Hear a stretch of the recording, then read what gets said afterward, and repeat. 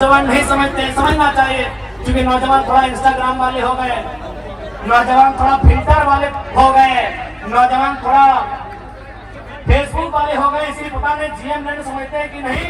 आज देखिए चूल पका हुआ दादाजी लोग जीएम लैंड समझते हैं। जीएम लैंड यानी हमारे बपोती जमीन, जीएम लैंड। अब देखिए यही से सवाल सुनिए, अभी तक रसीद नहीं कटा रहा है, सरकार का ये घोषणा था, उससे नुकसान क्या वो सुनिए।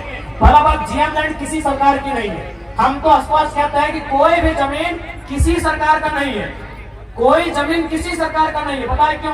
तो सरकार बना है 15 अगस्त 1947 को, और ये जमीन हमारे पास कब से है?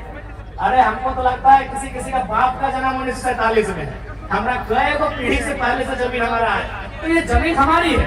इसलिए अगर हम लोग विधानसभा में आते हैं तो सबसे पहले जो जीएम लैंड है उसकी रसीद एकदम पुख्ता काटी जाएगी, उसकी रसीद किसानों के फेवर में काटी जाएगी। सबसे पहले अगर झारखंड को बचाना है तो यहाँ की जमीन को बचाइए। अगर जमीन ही नहीं रहेगी और कहीं के लोग आकर यहाँ बसेंगे, अपने साथ अपनी भाषा को लेके आएंगे, अपनी परंपरा को लेके आएंगे। आज देखिए असूरी जनजाति, हमारे पास जो ट्राइब की लिस्ट है उसमें एक 8 लिस्ट है जिसमें प्रिमिटिव ट्राइब आते हैं, जिसमें असूरी जनजाति आती है। क्या आपको मालूम है असुर लोग अभी कहाँ है, कितनी संख्या में है, उनकी भाषा कहाँ है? नहीं, खत्म हो रहा है। क्योंकि देखिए जैसे जैसे दूसरे राज्यों के लोग हमारे बीच आएंगे, नो डाउट मानसिक रूप से, हर स्तर से, बौद्धिक रूप से वो हमसे आधुनिकता के मामले में अच्छे हैं, हमसे अच्छा जीवन यापन करते हैं, तो उनके प्रेशर में, उनके दबाव में फाइनली दौर ऐसा आएगा कि हमारे लोग अपनी भाषा संस्कृति को खोते चले जाएंगे। हमारे लोग अपनी भाषा संस्कृति, अपने परंपरा को, अपनी पहचान को खोते चले जाएंगे। इसीलिए यदि झारखंड को बचाना है तो सबसे पहले झारखंड यानी जंगल और दूसरा जमीन। झारखंड में वही लिखा है, झाड़ यानी जंगल और खंड यानी जमीन का टुकड़ा। अगर जमीन के टुकड़े को बचा लेते हैं तो झारखंड ऐसे बच जाएगा। चाहे कि झारखंड की मैक्सिमम जमीन सीएनटी में आती है, झारखंड की मैक्सिमम जमीन एसपीटी में आती है। अगर बाय द वे संविधान का दायरा में भी रखते अगर 10% लोग जेपीएससी में चले आते हैं, 10% लोग किसी बहाली में चले आते हैं, तो भैया उनको नौकरी तो भले झारखंड में करेंगे, लेकिन भाड़ेदार बनकर हमारे भाड़े के घर में रहना। समझिए बात,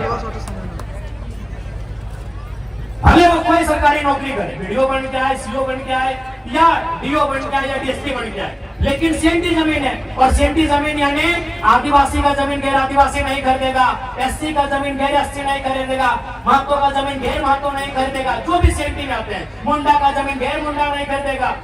तो सीएनटी का मतलब ये है कि आपकी जमीन को बचाना। और स्पष्ट कहेंगे क्योंकि ये बिरसा बाबा और विशेषकर उनकी धरती है, भगवान बिरसा मुंडा की धरती है, तो हम एक लाइन कहेंगे, बिरसा मुंडा की शहादत के बाद इस राज को क्या मिला? बिरसा मुंडा, भगवान बिरसा मुंडा की शहादत के बाद इस राज को क्या मिला? देवंती जी आप ही बताइए, एक लाइन में बताइए कि भगवान बिरसा मुंडा जैसे उनकी शहादत 1900 में हुई, पूरी 1900 में ना, जैसे उनकी शहादत 1900 में हुई, इस राज को क्या मिला? इस राज को मिला सीएनटी कानून। भगवान बिरसा मुंडा के शहादत के कारण इस राज को सीएनटी कानून मिला, क्योंकि उन्होंने अध्ययन किया कि बिरसा मुंडा क्यों लड़े। न बिरसा मुंडा लड़े दीपू के खिलाफ, बिरसा मुंडा लड़े यहाँ के जो लोग हैं आदिवासी मूलवासी, उनकी जमीनों को बचाने के लिए, उन जमीनों पे लगान ना देने के लिए। वो जमीन अंग्रेजों को नहीं देंगे, उस पे लगान नहीं देंगे, वो जमीन उनकी है, इसीलिए कानून बना सीएनटी। अब एक बात तय है, यदि आप भगवान बिरसा मुंडा को मानते हैं तो हेमंत सोरेन को नहीं मानना होगा। नहीं, आप तय कर लीजिए, हम तर्क दे रहे हैं, हम तर्क दे रहे हैं भैया, हम ऐसे आप ताली मत पीटिए, हम तर्क दे रहे हैं। विशेषकर हम आदिवासी समाज से कहेंगे, यदि बिरसा मुंडा आपका आदर्श है तो हेमंत सोरेन आदर्श नहीं है। क्यों नहीं मालूम है? क्योंकि बिरसा मुंडा यानी सीएनटी कानून। अगर भगवान बिरसा मुंडा की शहादत नहीं होती तो सीएनटी कानून नहीं बनता। यानी अगर बिरसा मुंडा को समझना है तो सीएनटी कानून को समझिए। तो सीएनटी कानून में क्या कहता है कि आदिवासी, मैं आदिवासी पे ही बात करता हूँ, कि एक आदिवासी का जमीन एक आदिवासी खरीदेगा, एक आदिवासी का जमीन आदिवासी खरीदेगा, लेकिन उसी थाना में। चलिए उस समय थाना तब जिला बन गया है, या फिर हम प्रखंड मान लेते हैं। चलिए हम ऐसे कानून में क्या है नहीं मालूम है, हम सबको जिला ही मान लेते हैं कि एक आदिवासी का जमीन उसी जिला, उसी प्रखंड के आदिवासी को खरीदना है। तो हेमंत सोरेन को रामगढ़ जिला के थे, दुमका में काहे खरीदे? तर्क से बात कीजिए, ऐसे हवा हवाई बात नहीं करेंगे। इसका मतलब वो बिरसा भगवान खुद नहीं मानते हैं।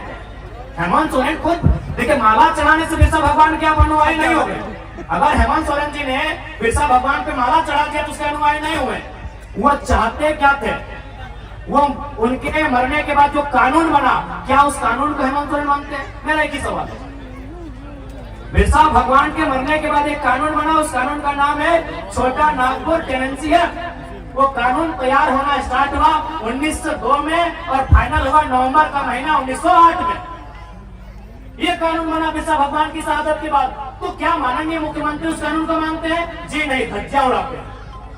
उस कानून की धज्जियां उड़ाते हैं। उनका जमीन रांची में, उनका जमीन रामगढ़ में, उनका जमीन बोकारो में, उनका जमीन धनबाद में, उनका जमीन दुमका में, 5 जिला में हम जानते हैं। बाकी आप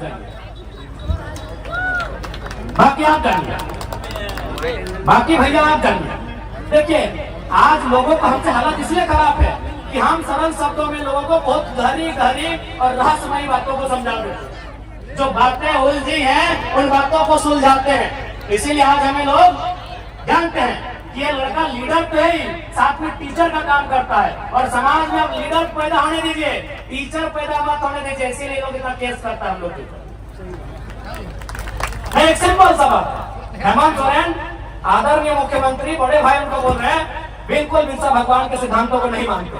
अगर मानते हैं तो चलिए आपसे कहेंगे, आपने जिन वैसे भी आदिवासी का ही जमीन का दावी करना करोड़ों का था, बोकारो वाला तो पेपर भी निकले कटिंग 20 करोड़ बताया जा रहा है उसका अनुमान। आप उस आदिवासी परिवार का जमीन वापस कीजिए, हम मानेंगे आप आदिवासी हितैषी भी हैं और आप बिरसा भगवान को मानने वाले भी हैं। तो इसलिए अगर हम लोग सरकार में आते हैं तो देखिए, मेरा जो दिल कहता है, हमने चूंकि किसान का बेटा है, हमारा कौम भी जो कुर्मी का अर्थ है कोड़ना यानी मिट्टी कोड़ना, तो हमको भी लगता है चाहे आदिवासी की समस्या है, चाहे गैर आदिवासी रहे, मूलवासी रहे या ओबीसी रहे, किसी की रहे, पहली समस्या जमीन की है। आज हमारी जमीनों पर जबरन कब्जा किया जा रहा है। आज जबरन हमारी जमीनों पर फैक्ट्री लगाई जा रही है। आज जबरन हमारी जमीनों पर सड़क पार किया जा रहा है। इसलिए हम लोग सबसे पहले जमीन कानूनों को सुधार करेंगे। अगर जमीन रहेगा तभी हम जिंदा रहेंगे, नहीं तो किसी रेलवे प्लेटफॉर्म में वो कटोरी लेके क्या बोलते हैं, गुलगुलिया। हालांकि माफी चाहते हैं शब्द के लिए, लेकिन जो सच्चाई है कहते हैं वो गुलगुलिया कोई बंजारा बोलता है, वही हमारा और आपका जीवन है। क्योंकि गुलगुलिया कोई नदी के किनारे पैदा नहीं हुए, गुलगुलिया आकाश से टपके हुए लोग नहीं है, ना ही धरती को चीर के आए हैं। किसी और नर और नारी ने उनको जन्म दिया है, और वो नर नारी उसका भी कहीं खेत खलिहान होगा, उसका भी कहीं बाग बगीचा होगा, लेकिन आज उसके पास नहीं है। शायद इसी प्रकार जैसा आज हमारे साथ हो रहा है, उसके साथ 100 साल पहले हुआ होगा। आज जिनको हम बंजारा कहते हैं, आज जिनको हम गुलगुलिया कहते हैं, आज जिनके पास मैंने सर ढकने के लिए छत नहीं है, जिनके पास कदम रखने के लिए बिल्कुल जमीन नहीं है, वो हमेशा ऐसे नहीं थे, वो हमेशा ऐसे नहीं थे। उनके पास भी इसी दुनिया में, इसी जहान में, किसी कोने में जरूर एक जमीन का टुकड़ा होगा जहां उनके पूर्वजों का आशियाना होगा, जहां की सुबह और शाम वो अपने परिवार के साथ जीते होंगे, खाते होंगे, एक साथ रहते होंगे। लेकिन आज उनके पास कुछ नहीं है। चले जाइए रांची का रेलवे स्टेशन, चले जाइए धनबाद का रेलवे स्टेशन, चले जाइए कोई भी रेलवे स्टेशन, आपको मिलेंगे वो लोग।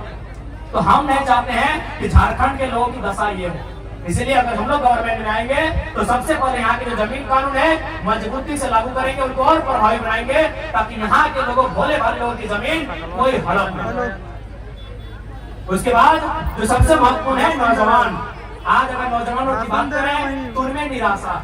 आज अगर नौजवानों की बात करें तो 10 साल एक कोचिंग संस्थान को समर्पित करते हैं। आज वो 10 साल 15 साल तैयारी करते हैं, कोई धनबाद में, कोई हजारीबाग में, कोई रांची में, कोई जमशेदपुर में। किसी की आंख की रोशनी चली जाती है, चश्मा चढ़ाना पड़ता है, किसी का पेट बाहर आ जाता है। देखिए शब्द थोड़ा थोड़ा आ गया, किसी का पेट बाहर आ जाता है। देखिए किसी के बाल आधा घुस गए हैं, उड़ गए हैं, चेक कर लीजिए। किसी के बाल सफेद हो जाते हैं, लेकिन इंतजार में रहते हैं कि एक परीक्षा हो।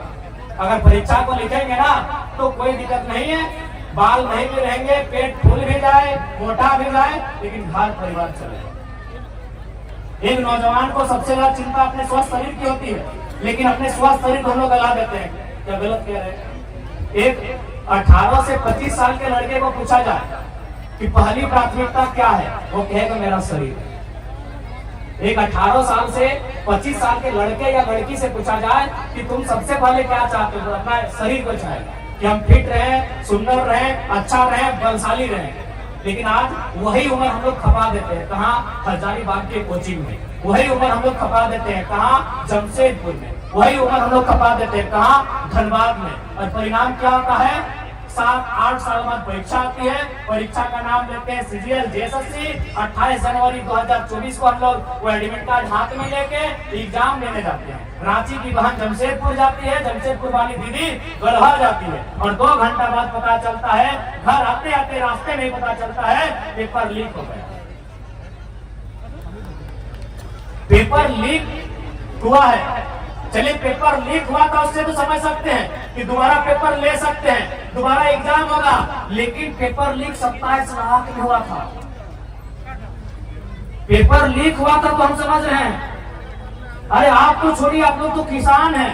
यहाँ सरकारी नौकरी करने वाले हम पुलिस वाले भैया लोग को देख रहे हैं, पुलिस वाली दीदी बैठी है, इन्हीं से पूछिए क्या अपने बेटा या बेटी के लिए 27 लाख में कोई पेपर खरीद पाएंगे? इन्हीं से पूछिए, सरकारी नौकरी करते हैं हम, और अपनी बात नहीं करते, हम तो गरीब किसान के लोग हैं। यहाँ देखिए बहुत सारे सरकारी नौकरी करने वाले, नहीं करने से भी इनकी तनख्वाह ठीक ठाक जैसे भी है। क्या ये लोग अपने बच्चों के लिए 27 लाख में पेपर खरीदेंगे? पेपर लीक हो उसका दुख नहीं है, चलिए 15 दिन बाद फिर पेपर ले लेंगे। चलिए सरकार, हम लोग सड़क पे आएंगे, हम लोग आंदोलन करेंगे, हम लोग मसाल जुलूस निकालेंगे, तो सरकार 15 दिन के बाद फिर परीक्षा ले लेगी। लेकिन 27 लाख में पेपर बेचा गया था। कौन सी हमारी माए बहनें हैं, कौन से हमारे गार्जियन है जो 27 लाख में अपनी बेटी के लिए एक चपरासी का नौकरी खरीद के लाते? ये सवाल है। कौन सी हमारी दीदी है जो 27 लाख रुपया खर्चा करके अपने बेटे को एक दरोगा बनाएंगे? है हिम्मत क्या? इसलिए अगर हम लोग सरकार में आते हैं तो इस राज्य में नियमित परीक्षा होगा। नियमित मतलब अभी जेपीएससी की बात करें, राज्य की सबसे बड़ी नौकरी की परीक्षा, साल कितना 24, जेपीएससी कितना हुआ है? ये जो हो रहा है कितना? अरे काहे 11, हम 8 बोलेंगे, एक बार में 4 को काहे मानेंगे? मतलब 6 के बाद 7, 8, 9, 10 आप बोल दिए दिन को। वो कहते हैं ना कि राजा ने कहा रात है, मंत्री ने कहा रात है, संतरी ने कहा रात है, रानी ने कहा रात है, जनता ने भी कहा रात है, जबकि सुबह सुबह की बात है। तो आपने कह दिया 11 जेपीएससी मान लेंगे, क्यों मानेंगे?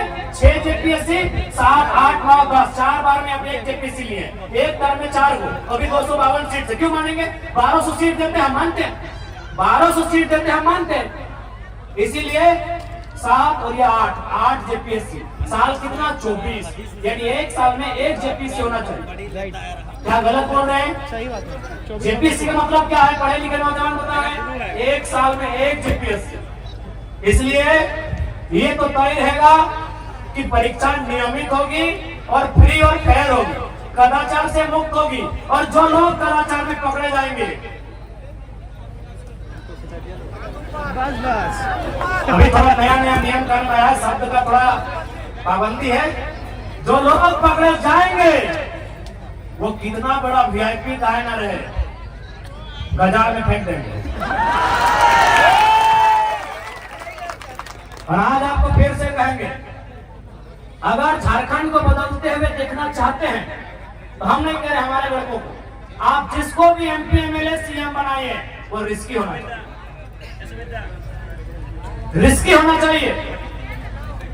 अगर वो रिस्की नहीं होगा, अगर उसमें अपने परिवार की चिंता होगी, जान का डर होगा, तो लिख के बोलते झारखंड नहीं बदलेगा, नहीं बदलेगा भैया। एचईसी का कब्जा है, टाटा का कब्जा है, चार्टिंग डैम 60 साल पुराना विषय है, हिंडाल्को में 50-60 साल पुराना विषय है, बीसीसीएल, सीसीएल, ईसीएल। अरे भाई आप सीधा उंगली से घी निकलेगा। यहाँ ऐसा सीएम चाहिए जिसके पास कलेजी नहीं कलेजा हो। लिख के बोल रहे हैं, लिख के बोल रहे हैं, आप कैसे उनसे लड़ेंगे भाई जो कई वर्षों से हम पे शोषण कर रहे हैं? आप उन उद्योग घरानों से लड़ लेंगे? कहां लड़ पाए आप बताइए तो? रामगढ़ में बूढ़ा काट में बच्चे का कैंसर से मौत हो जाता है, अभी भी कंपनी चल रही है। काहे कंपनी चल रही है? न वहां के जो नेता है, कंपनी का जो नाती है मालिक का, उसको केक खिलाने जाता है। नहीं बदलेगा। यदि आपको लगता है हम लोग भी बिल्कुल, हम लोग तभी बदलेंगे जब हम लोग में ये हिम्मत होगा कि तुम गोली चला लो, लेकिन झारखंड की नीति बनाने से समझौता नहीं करेंगे। नहीं बदलेगा भैया। खासकर झारखंड को आप सीधा रास्ते से ये जो कानून कानून कानून कानून कानून नहीं बदल पाएंगे। इसके लिए थोड़ा होना चाहिए बोल लीडर। तो थोड़ा अगर पट्टा पट्टी कभी न होगा तो पटक दे। अरे बीसीसीएल आज का कब्जा है, क्या आपको क्या मालूम है? कुछ बता देते हैं। 1975 में 300 मजदूर राजनीति क्या दब गया। 1964 में 268 को कोयला के तलाश के नीचे दब के मर गया। 2006 में बागमारा में 50 आदमी मजदूर नीचे दब के मर गया। उस बीसीसीएल से हम लड़ लेंगे? अरे आपका ये बने 300 आदमी दब के मर जाता है, कोई सुनाने वाला नहीं भैया। आप उससे लड़ लेंगे? मजाक लगता है आपको? पूरा चेन को कब्जा करके रखा है। ठीक है, पूजा सिंघल को अपने अरेस्ट कर लिया, उसका हॉस्पिटल अभी भी खड़ा है। पूजा सिंघल को अपने अरेस्ट कर लिया, हॉस्पिटल अभी भी खड़ा है। क्या कमाल लिए? क्या कमाल लिए? नहीं होगा, स्पष्ट कहेंगे। और हम भी बार बार यही बोले, अगर हमारी पार्टी से कोई विधायक बनने आए तो भैया कलेजा लेकर आइएगा, कलेजी है तो मत लड़िए।